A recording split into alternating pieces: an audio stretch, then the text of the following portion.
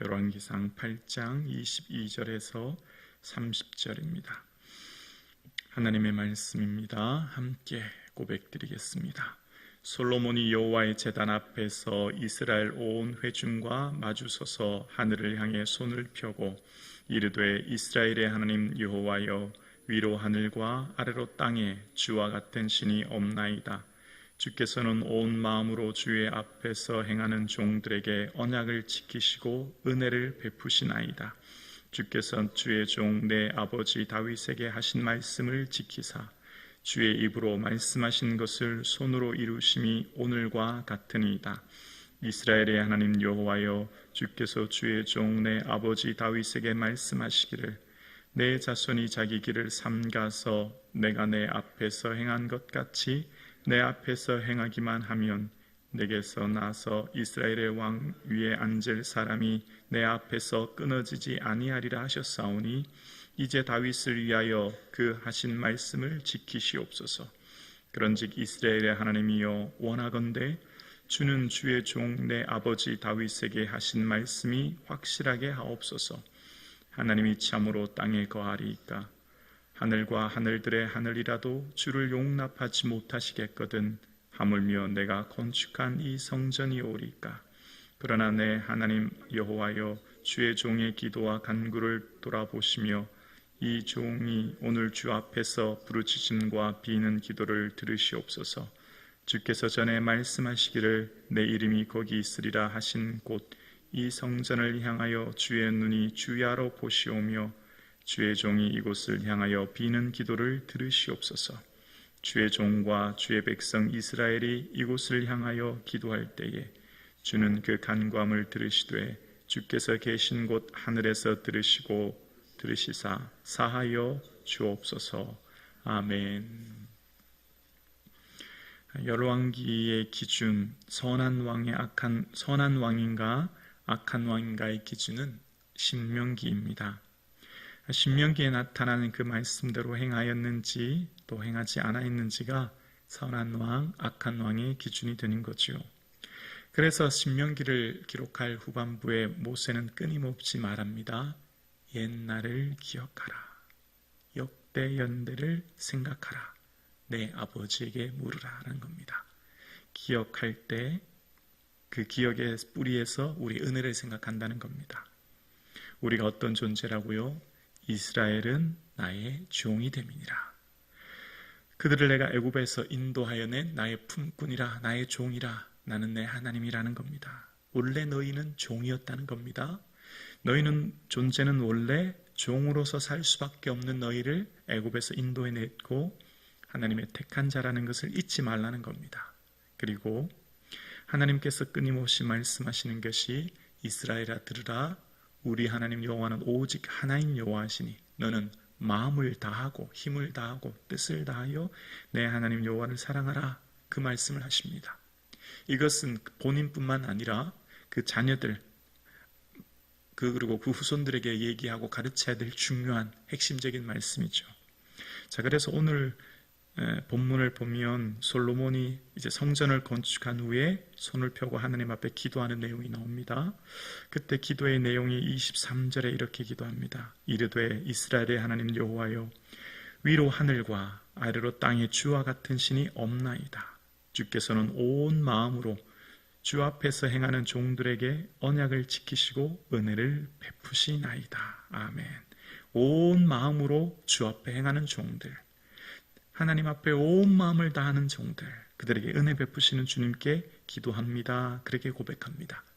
지금 솔로몬은 하나님 앞에 온 마음을 다하고 예배하고 기도하고 있습니다. 우리가 하나님을 사랑하는 이 온 마음이 한결같을 수 있는 그런 은혜가 저와 여러분에게 있기를 주 이름으로 축원합니다. 안타깝지만 하나님을 향해 온 마음을 다했던 솔로몬은 이후에 열왕기 31장 4절에 보면 솔로몬이 나이가 많이 들 때에 그의 여인들이 그의 마음을 돌려 다른 신을 따르게 하였으므로 왕의 마음이 그의 아버지 다윗의 마음과 같이 아니하여 그의 하나님 여호와 앞에 온전하지 못하였으니 라고 이야기합니다. 온 마음, 하나님을 향해 한결같은 한 마음이 나이가 많이 들어 마음을 돌리게 되었고 아버지 다윗과 같지 않았다라고 이야기합니다. 그래서 하나님께서 다시금 기회를 주시죠. 솔로몬의 마음을 돌려 여호와를 떠났으므로 하나님께서 2번 그에게 나타나셨다라고 말씀하십니다. 그냥 버려두지 않으셨다는 거예요. 끊임없이 격려하고 말씀하셔서 마음을 돌이키라고 말씀하셨지요. 2번 그에게 나타나셨지만, 명령하셨지만, 다른 신을 따르지 말라 하셨지만 명령을 지키지 아니하였으므로 이런 일이 그에게 있어서 그의 나라를 빼앗아 그 후손 다른 신하에게 주셨다라는 표현이 나옵니다. 하나님께서 솔로몬에게 말씀하셨던 것을 마음을 돌이키도록 얘기하셨지만 따르지 않았음을 이야기합니다. 자, 그러면 이 말씀은 솔로몬에게만 하신 말씀일까요? 하나님께서 말씀하신 이 말씀은 누구에게 말씀하실까요? 신명기 29장 14절에 그 말씀을 주시는 대상을 이렇게 설명합니다. 내가 이 언약과 백성을 너희에게만 세우는 것이 아니라, 함께 고백할까요? 오늘 우리 하나님 여호와 앞에서 우리와 함께 여기 서 있는 자와 오늘 우리와 함께 여기 있지 아니하는 자에게까지니. 아멘. 지금 신명기에서 모세가 모압 광야에서 이스라엘에게 설교할 때에 이 말씀은 너희에게만 세우는 것이 아니라는 겁니다. 여기 있는 우리에게만 주시는 것이 아니라는 겁니다. 오늘 우리와 함께 있지 아니한 이 다음 세대, 그 다음 사람들께서도 포함된 영원히 변치 않은 말씀이다 라는 거예요. 그래서 하나님의 말씀인 신명기의 말씀, 그래서 모세를 통해서 얘기하신 이 언약의 말씀을 기억하고 지키라 말씀하신 거죠. 어떻게 해요? 온 마음을 다해서 힘을 다해서 주님을 사랑하라는 거죠. 마음에 새기고 자녀들에게 부지런히 가르치고 집에 앉았을 때든지 길을 갈 때든지 누웠을 때든지 가르치라는 겁니다. 집 문설주와 바깥문에 기록해서 늘 기억하라는 겁니다.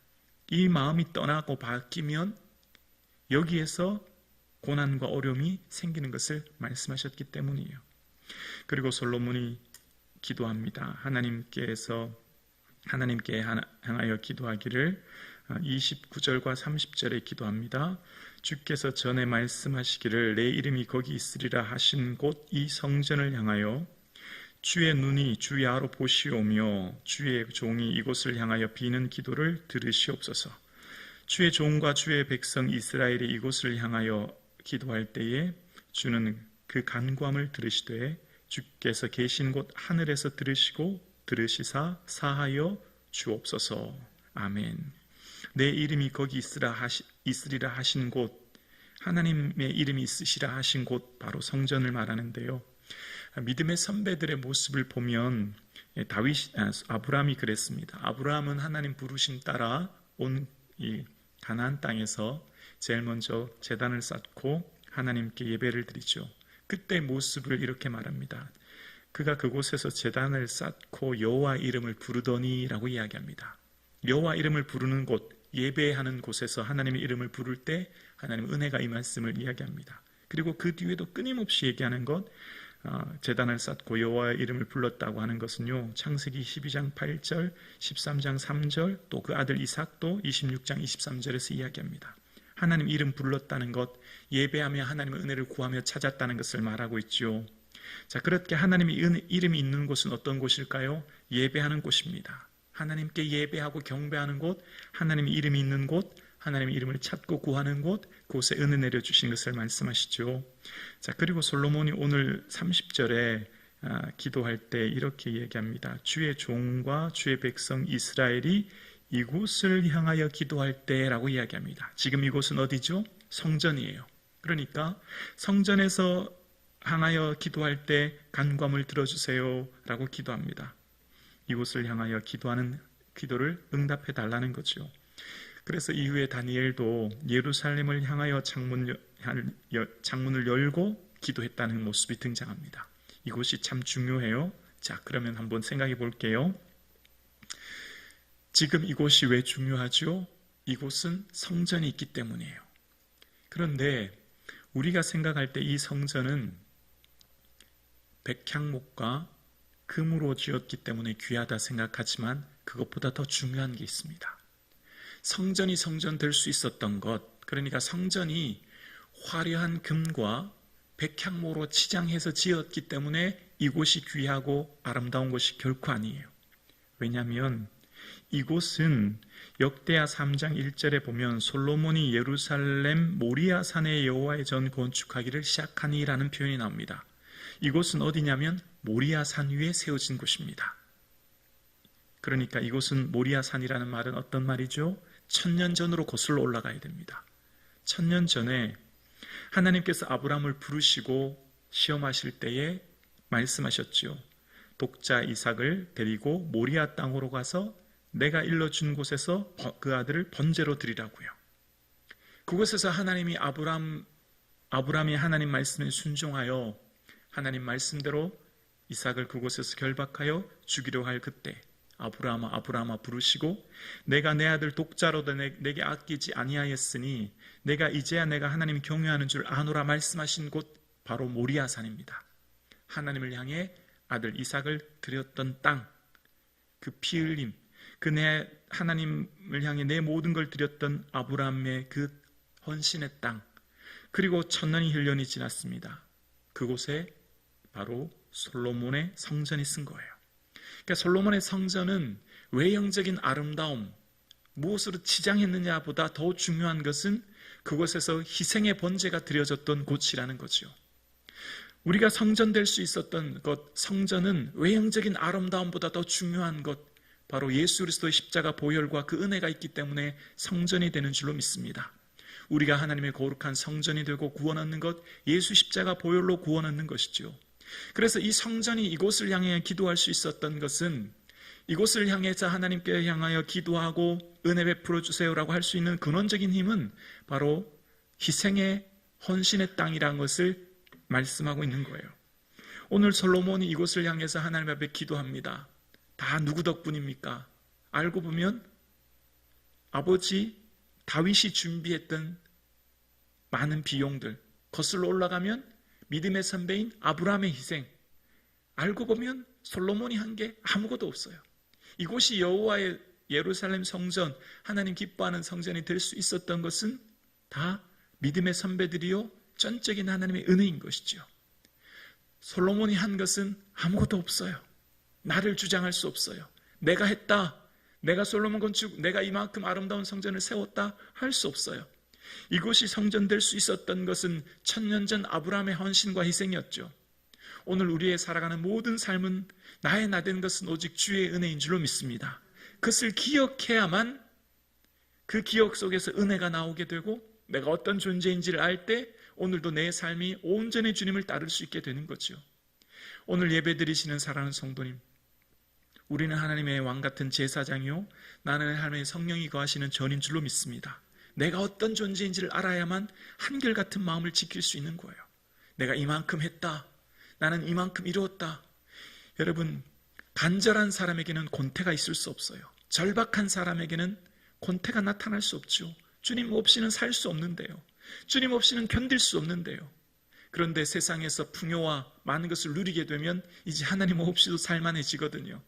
이제 내가 내 힘으로 살만하거든요. 그때가 가장 위험한 때입니다. 솔로몬이 지금은 온 마음을 다해 하나님 앞에 두 손 들고 기도합니다. 감사하다고요. 이곳을 향해 기도할 때 주님 들어달라고요. 하나님 은혜 베풀어 주시기를 하나님께 기도합니다. 그러나 언제 솔로몬의 마음이 돌아졌습니까? 나이가 많이 들어서 모든 것을 누리고 이제 살만할 때 그의 마음이 돌려졌음을 보게 됩니다. 오늘 함께 예배드리시는 사랑하는 성도님, 마지막 호흡을 다하는 그날까지 예수님 꼭 붙들고 예수님만 의지하고 간절한 마음으로 주님을 찾고 구하여 나아갈 수 있는 거룩한 종들 되기를 주의 이름으로 축원합니다.